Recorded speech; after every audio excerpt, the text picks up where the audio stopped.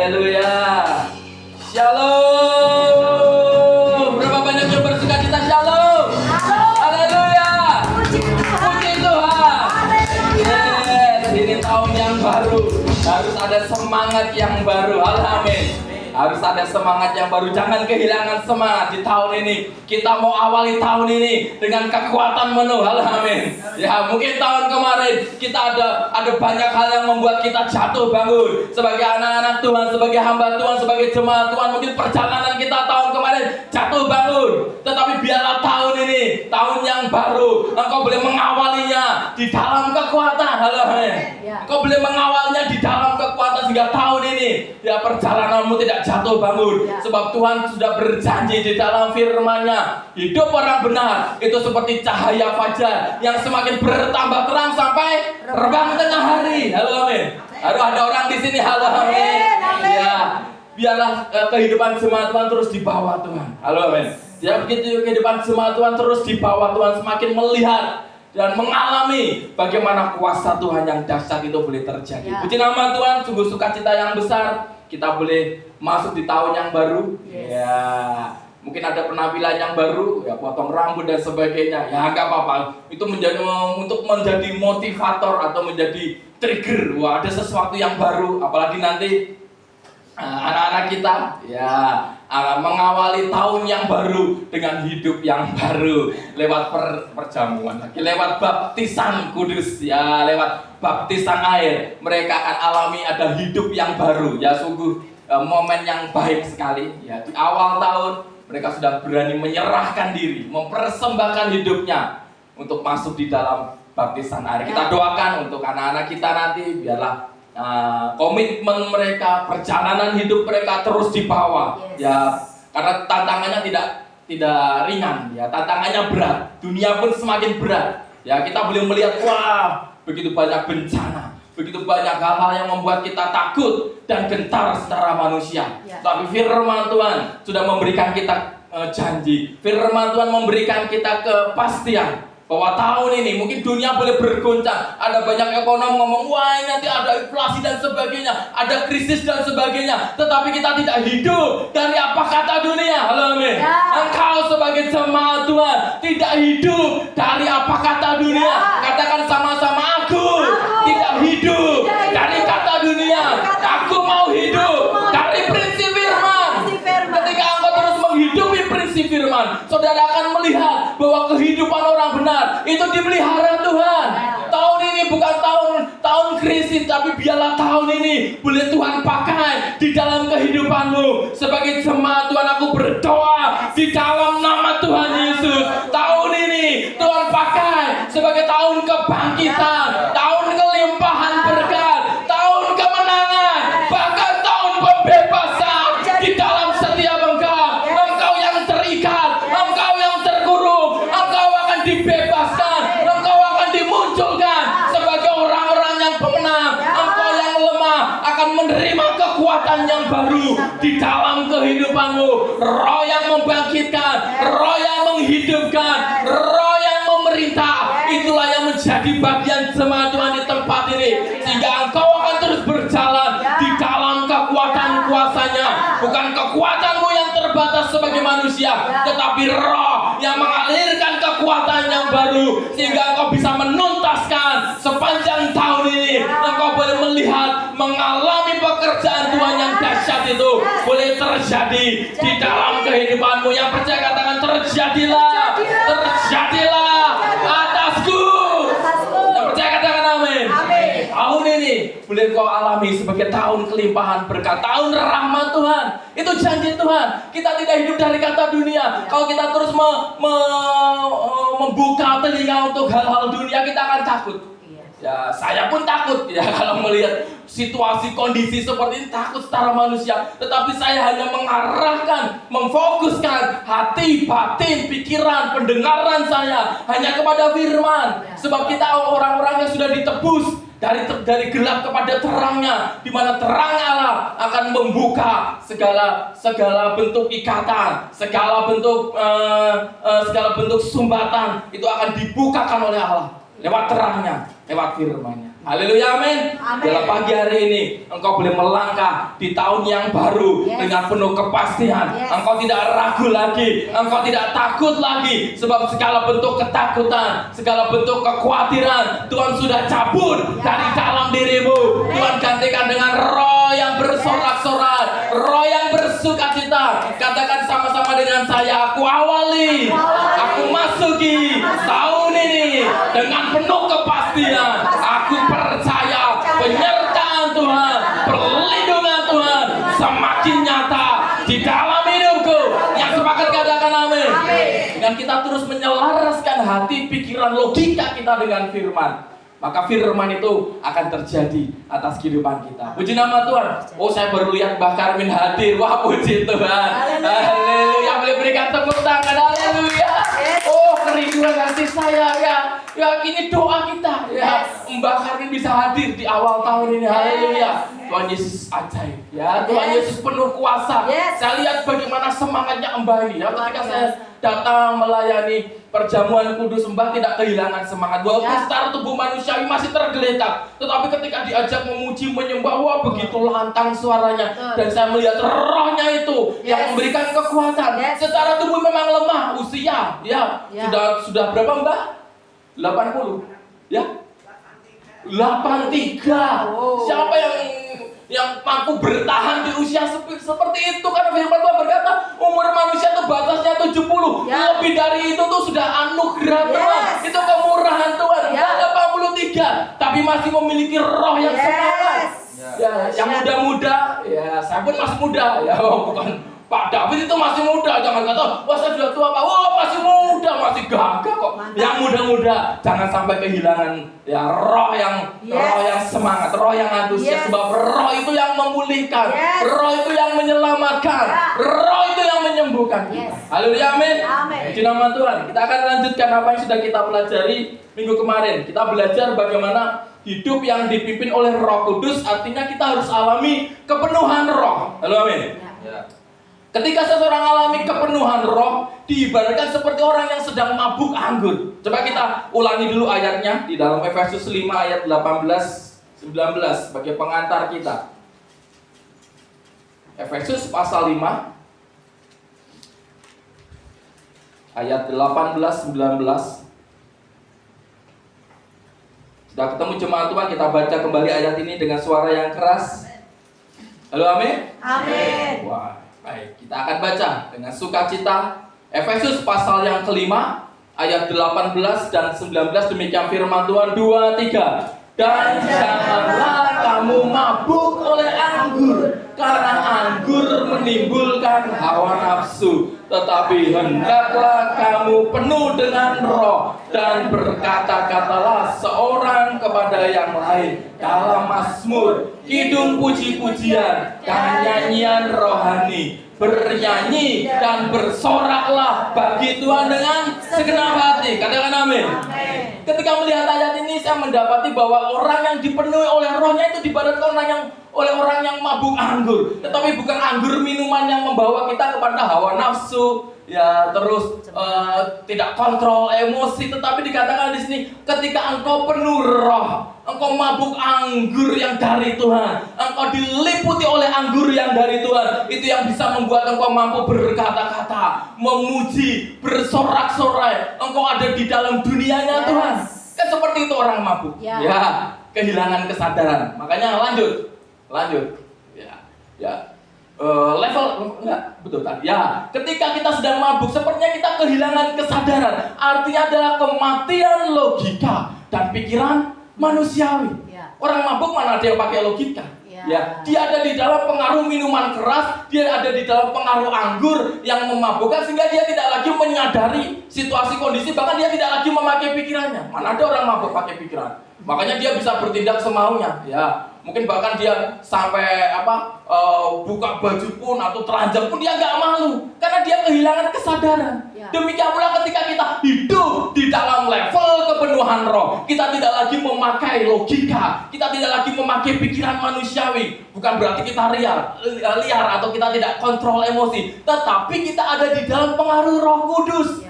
Roh Kudus yang memberikan kita logika ilahi, sehingga ketika kita alami benturan, kita alami guncangan apapun itu, kita tidak memakai logika manusiawi. Kalau memakai itu mungkin kita akan kecewa sama Tuhan.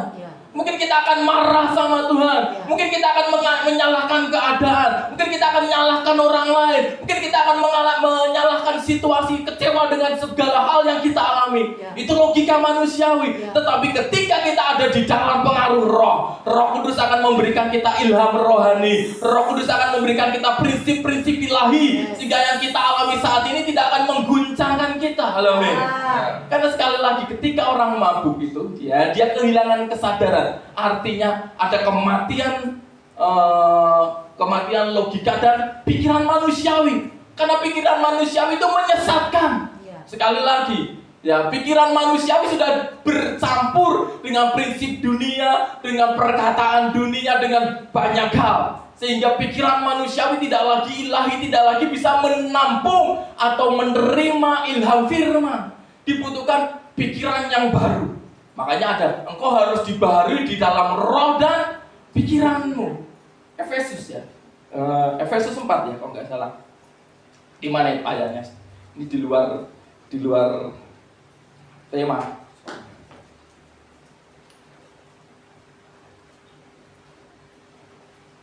Yang sudah ketemu mungkin boleh dibantu. Efesus 4 kan? Efesus 4 ayat 23. Ayo kita baca bersama-sama Efesus 4 ayat yang ke-23. Kita baca bersama-sama. Demikian firman Tuhan 2-3. Supaya kamu dibaharui di dalam roh dan pikiranmu. Sekali lagi bersama-sama 2-3. Supaya kamu dibaharui di dalam roh dan pikiranmu. Sebab pikiran manusia itu jahat. Pikiran manusia itu menyesatkan. Pikiran manusia penuh dengan licik, trik dan sebagainya. Itu sebabnya perlu dibaharui. Ada kematian logika dan pikiran manusiawi. Coba kita baca di dalam Efesus pasal yang kedua, ayat yang ketiga. Efesus pasal yang kedua, ayat yang ketiga. Sudah ketemu, amin? Tidak membalik saja halamannya. Amin. Ya, Efesus 2 ayat yang ketiga, amin? Amin. Mari kita baca bersama-sama dengan keras, dengan sukacita. Demikian firman Tuhan 2-3. Sebenarnya dahulu kami semua juga terhitung di antara mereka ketika kami hidup di dalam hawa nafsu daging dan menuruti kehendak daging dan pikiran kami yang jahat. Pada dasarnya kami adalah orang-orang yang harus dimurkai, sama seperti mereka yang lain. Pada dasarnya pikiran manusia itu jahat. Mau saudara menolak atau tidak, firman Tuhan dengan jelas berkata, pada dasarnya natur, sifat alami manusia, pikirannya itu sudah jahat. Ketika manusia sudah jatuh di dalam dosa, dia sudah tidak lagi terhubung, dia sudah terpisah dengan Allah. Yang dulu adalah satu, tapi ketika manusia sudah jatuh, pikirannya menjadi jahat. Makanya ada suatu momen, ada suatu waktu Tuhan itu menyesal menciptakan manusia. Sebab manusia yang diciptakan terus hidup di dalam kejahatan. Makanya Tuhan curahkan atau Tuhan izinkan air bah, ya, 40 hari 40 malam. Zamannya Nabi Nuh. Ya, itu yang terjadi sekarang kan, di mana-mana banjir, ya, di mana-mana air, longsor dan sebagainya. Ya, kejahatan manusia itu membuat Tuhan hampir yang memusnahkan manusia. Tetapi Tuhan menyesal. Dan Tuhan kemudian lebih memilih untuk menyerahkan dirinya, mengampuni. Yang pada dasarnya kita itu sama, orang-orang yang hidup di dalam daging, orang-orang yang berjalan dengan logika dan pikiran manusiawi, pasti ujung-ujungnya adalah pikiran yang jahat. Dengan jelas dikatakan di sini, kami menuruti kehendak daging dan pikiran kami yang jahat. Coba baca kembali, baca di dalam Efesus 4 ayat 17 sampai 19. Efesus 4 ayat 17-19, sambil saya nanti minta tolong disiapkan dalam versi firman Allah yang hidup.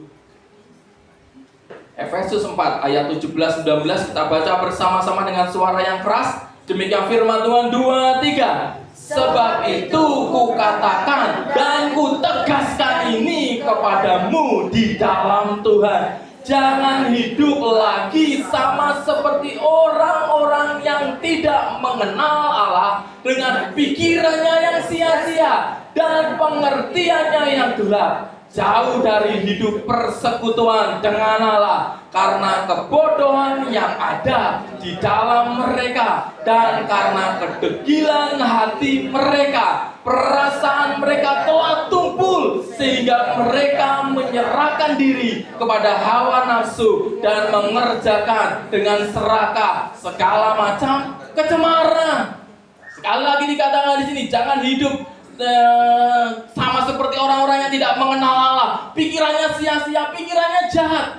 Ketika kita terus menjalani hidup tanpa level kepenuhan roh, kita masih berjalan sebagai orang yang sadar atau memakai kesadaran manusiawi, kita tidak bisa menerima segala bentuk pekerjaan roh dan firman.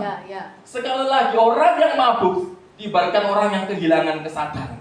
Ya, bukan berarti saudara tidak bisa mengontrol diri, tetapi engkau ada di dalam pengaruh Roh Kudus. Roh Kudus akan mengerjakan segala sesuatu menjadi baru. Engkau akan dibaharui di dalam roh dan pikiranmu. Pikiran yang sia-sia, pikiran yang jahat, perasaan yang tumpul, hati yang degil itu akan digantikan dengan segala sesuatu yang baru. Makanya di dalam pasal ini berbicara mengenai manusia baru. Tidak bisa dikerjakan ketika saudara masih terus berjalan dengan logika ilahi. Firman itu sangat ajaib. Firman itu begitu luas, tidak bisa diselami dengan akal pikiran manusia. Akal pikiranmu harus dimatikan dulu. Logika manusiawi harus dimatikan dulu.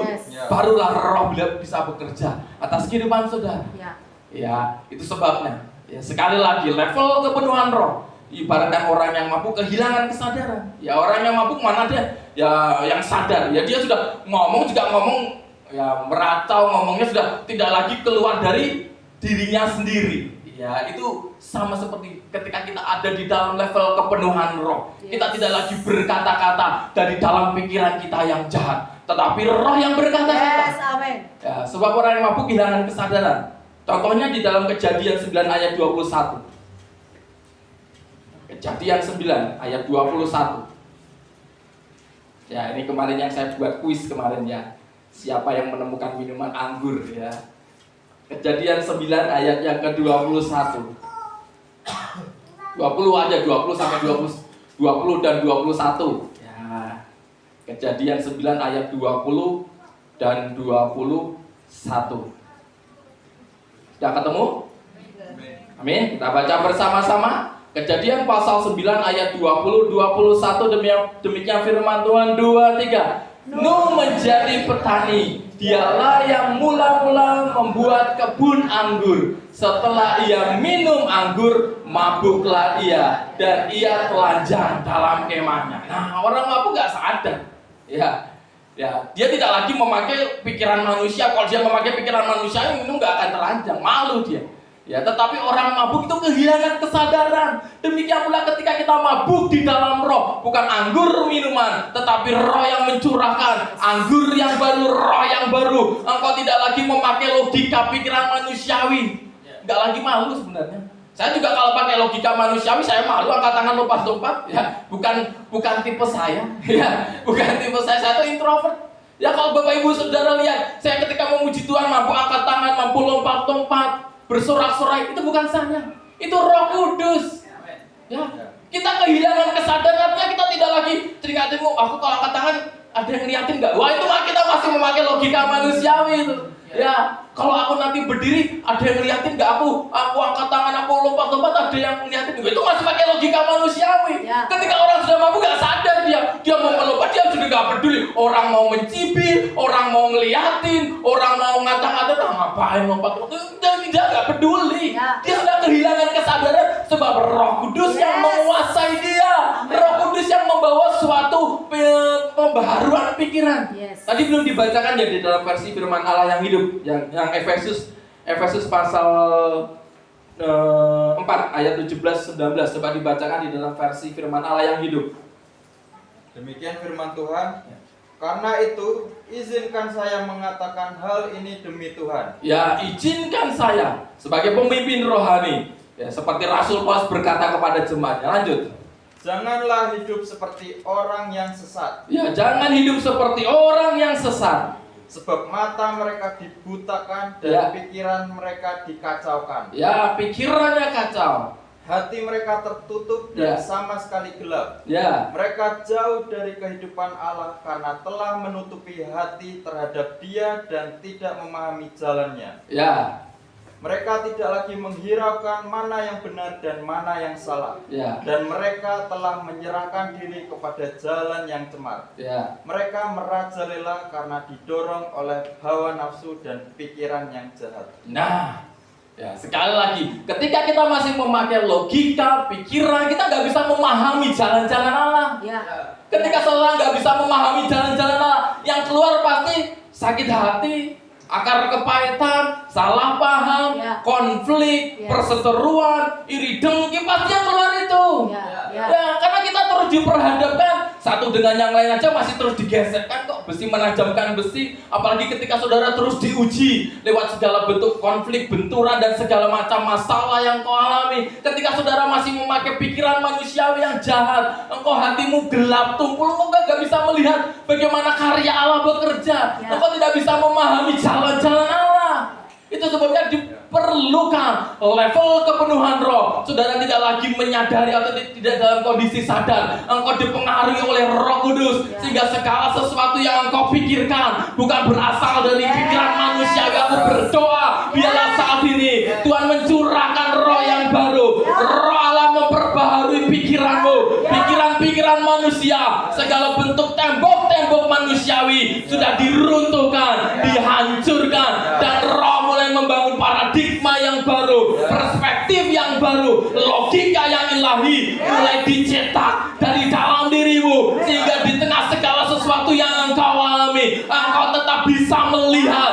bahwa jalan-jalan Allah masih bekerja, bahwa pekerjaan Allah itu dahsyat dan ajaib yang membentuk kehidupanmu sedemikian rupa sampai engkau melihat, sampai engkau menjadi manusia yang baru, manusia yang dibentuk bukan dari dunia, bukan dari pikiran-pikiran manusia yang sudah tercemar, tapi manusia yang baru yang dibentuk kembali oleh Rohnya yang kudus, sehingga engkau menjadi manusia yang diberkenan kepada Allah, manusia yang melihat jalan-jalan Allah, dan engkau berjalan di jalannya. Terjadilah di dalam nama Tuhan Yesus. Yang percaya katakan amin.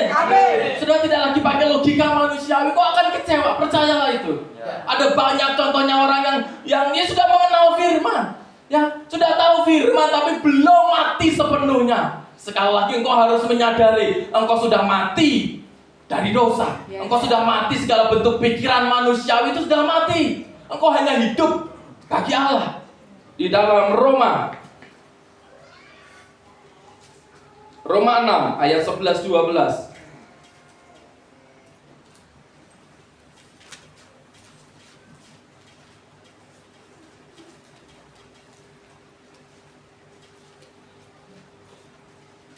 Sudah ketemu, amin? Roma 6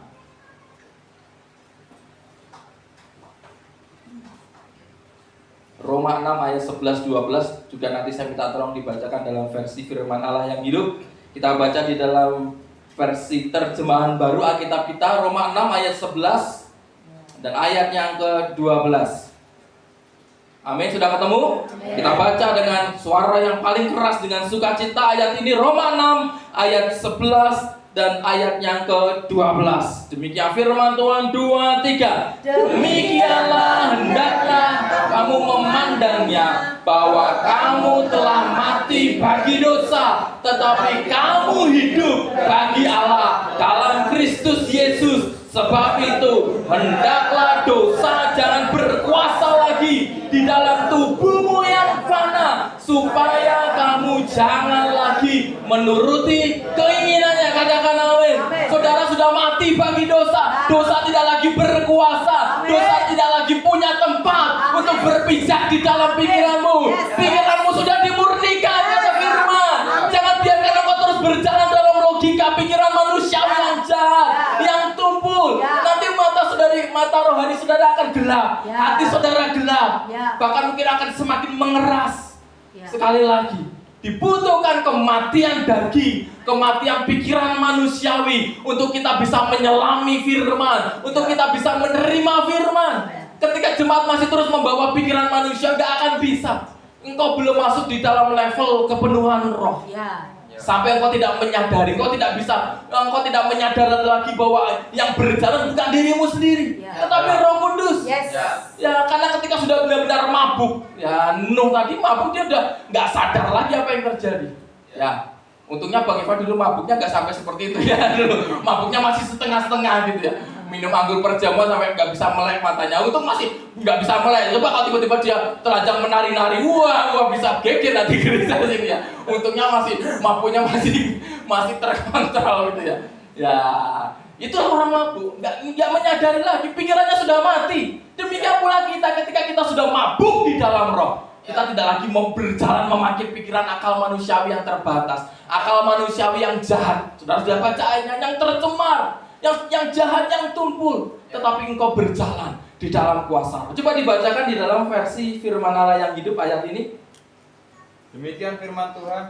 Jadi anggaplah tabiat saudara yang lama itu sudah mati dan tidak lagi berada di bawah pengaruh dosa. Ya, tabiat, pikiran, gaya berpikir, gaya hidup saudara sudah mati, tidak ada lagi di dalam pengaruh dosa. Lanjut. Hiduplah bagi Allah dengan perantara Yesus Kristus Ya. Tuhan kita. Janganlah biarkan diri saudara yang lemah itu dikuasai lagi oleh dosa. Janganlah menyerah kepadanya dengan menuruti keinginannya. Haleluya. Ya, jangan biarkan diri saudara yang lemah. Manusiawi itu lemah. Makanya kita butuh Roh Allah untuk kita bisa menangkal, untuk bisa mematikan segala bentuk keinginan daging, supaya kita tidak lagi mengikutinya. Halo, amin. Kita tidak lagi mengikuti keinginan daging, mengikuti pikiran kita yang jahat. Sekali lagi, pikiran manusia itu pada dasarnya jahat. Tidak peduli itu hamba Tuhan, tidak peduli itu pendeta, karena dikatakan manusia, semuanya masuk di situ. Ya, ketika dia belum alami level kepenuhan Roh yang sesungguhnya, dia jahat. Ya, makanya ada banyak hamba Tuhan yang dikatakan hamba Tuhan, gembala juga dia dalam Alkitab dikatakan banyak gembala-gembala palsu. Ya, banyak hamba-hamba Tuhan yang jahat kata Tuhan. Dia melayani bukan dengan segenap hati, dia hanya mencari keuntungan dari jemaat. Itu pun banyak terjadi. Ya, makanya dikatakan pikiran manusia, pada dasarnya manusia itu suka melakukan sesuatu yang jahat. Makanya pikiran, tabiat, karakter, gaya hidup itu harus dimatikan. Tidak lagi di bawah pengaruh dosa, tapi harus di bawah pengaruh Roh Kudus. Ketika engkau ada di dalam pengaruh Roh Kudus, maka Roh Kudus yang mengendalikan. Ketika Roh Kudus yang mengendalikan, maka Roh Kudus punya akses penuh atas kehidupan jemaat Tuhan. Apa yang kau alami, Roh Kudus akan menuntun saudara. Saudara, kau tidak menjadi kecewa, kau tidak menjadi salah paham. Ada banyak hal terjadi, perseteruan terjadi, perselisihan terjadi karena salah paham. Tidak bisa memahami, tidak bisa menyelaraskan dan memahami apa yang sedang disampaikan oleh pemimpin rohani. Tidak bisa menyelami dan memahami apa yang sedang diperkatakan oleh gembala, oleh hamba Tuhan. Tidak bisa memahami itu. Tidak bisa menyelami itu. Masih ada ego, masih ada harga diri, sehingga ya dia tidak menyadari ya bahwa sebenarnya Allah sedang membentuk kehidupannya. Ya, lewat perkataan. Dia masih pakai pikiran manusia, dia masih memakai malu, ya kena teguran, kena evaluasi. Dia masih pakai pikiran dan logika manusia, dia nggak bisa menyelami. Dia belum ada di dalam level kepenuhan Roh yang sesungguhnya. Karena Roh akan terus mengoreksi kehidupan jemaat Tuhan. Ketika Roh sudah berhenti berkata-kata, saudara akan terus hidup di dalam kedegilan hati. Itu sebabnya kalau engkau terus memahami bahwa Roh itu bekerja, Roh akan terus mengoreksi kehidupan jemaat Tuhan sampai kehidupanmu dimurnikan. Kalau engkau masih merasa sakit hati, engkau masih merasa terluka hatinya, saudara belum betul-betul mati. Karena di dalam Roma dikatakan bahwa engkau harus ingat bahwa engkau sudah engkau telah mati bagi dosa. Hendaklah engkau memandangnya bahwa engkau telah mati bagi dosa. Orang mati nggak bisa tersinggung. Halo, ada sini orang mati tersinggung. Wah, ngeri ya, tiba-tiba mati. Ada yang ngomongin, wah tersinggung. Wah, aku nggak kayak gitu, wah. Orang mati itu nggak bisa tersinggung. Orang mati nggak bisa terluka. Dia udah mati kok. Orang mati nggak bisa marah, ya, karena dia sudah mati. Kalau saudara sudah mati dan bagi dosa, engkau tidak akan lagi punya pikiran yang berbeda. Engkau nggak bisa tersinggung, engkau tidak bisa sakit hati karena engkau melihat dan engkau menyadari bahwa segala sesuatu yang Roh Kudus kerjakan itu untuk kebaikan. Amin. Bukan untuk mempermalukan, bukan untuk menghakimi. Roh-roh dunia memang menghakimi, tetapi Roh Kudus akan membawa pemulihan. Dan itu butuh keterbukaan. Tanpa kita mati bagi dosa, tanpa tabiat dan karakter yang lama itu mati, kita nggak akan bisa menerima dan menyelaraskan dan memahami setiap pernyataan firman yang datang. Karena begitu beratnya, ya, begitu beratnya pernyataan firman. Kalau diterima dengan akal logika manusiawi, sakit rasanya. Ya, siapa manusia yang tidak sakit ketika ditegur? Nggak ada. Pada dasarnya manusia tuh maunya menang sendiri. Manusia tidak mau disalahkan. Nggak ada manusia yang mau disalahkan. Itu hukum manusiawi itu.